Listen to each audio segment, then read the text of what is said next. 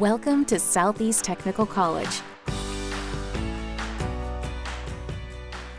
Work under the supervision of a registered pharmacist in hospital, retail, or mail order environments as a pharmacy technician, working with medications, filling medicine vials, preparing compounds and lab materials, updating patient information, and properly cleaning and sterilizing equipment.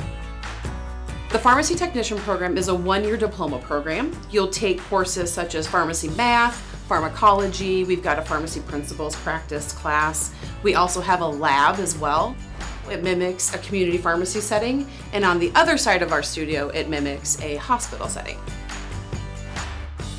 One of the things that I like about our program here is not just the opportunity for the baseline what they learn in class, but then the opportunity to actually work out in the larger classroom in Sioux Falls with some of our partners, be it community pharmacy, some compounding pharmacies, and the hospitals.